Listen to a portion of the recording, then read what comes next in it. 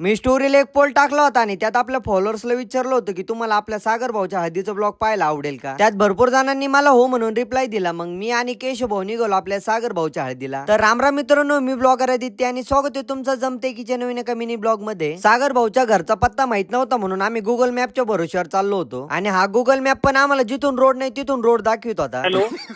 हा बोल ना. लोकेशन कुठलं टाकलं तू? आम्ही ते आम्हाला जे पडेल होतं तेच टाकलं. अरे बेन्या, ते लोकेशन येड्या बाबळीत गेलं घेऊन आम्हाला. कसं तरी आलो सागर भाऊची इथं आणि इथं आमचे डीजे क्लासचे निलेश सर आणि किरण भाऊ भेटला. इथं हळदीला एकदम जंगी नियोजन केलं आणि साऊंड कोणता लावला हे तुम्हाला पुढे सांगतो. मग भेटला आपला नवरदेव म्हणजेच आपला सागर भाऊ. हळदीला स्ट्रक्चर एलईडी वगैरे एकदम राडा विषय होणार होता. इथं आपल्या बारक्या भाऊला हळद लावायला बाहेर आणलं होतं. तोपर्यंत मी आलो साऊंड पैसे आणि इथं मला आशिष भाऊ आणि शुभम भाऊ भेटला. आता इथं साऊंड कोणता लावला हे तुम्हाला कळालंच असेल. तर इथं लावला होता विकास शेट माने यांचा ओमकार 73 साऊंड. काही म्हणा, आता आपलं पण नाव मार्केटमध्ये राडा करायला लागलंय.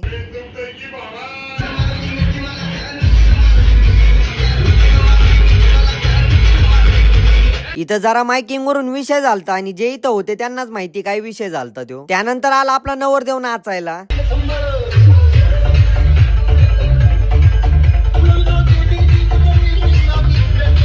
आता आपला सागर भाऊ साऊंड ऑपरेटर आहे म्हणलं इथं आपल्याला सगळे डीजेस भेटले. जाता जाता मी भेटलो विकास शेटला आणि मयूर शेटला. तर भावांना आजचा ब्लॉग इथं सेंड करतो आणि तुम्हाला जर सागर भाऊच्या हळदीचा ब्लॉग आवडला असेल तर ब्लॉगला कमेंट करायला विसरू नका आणि आपल्या जमते कीच्या पेजला फॉलो आणि आपल्या युट्यूब चॅनलला सबस्क्राईब करायला विसरू नका.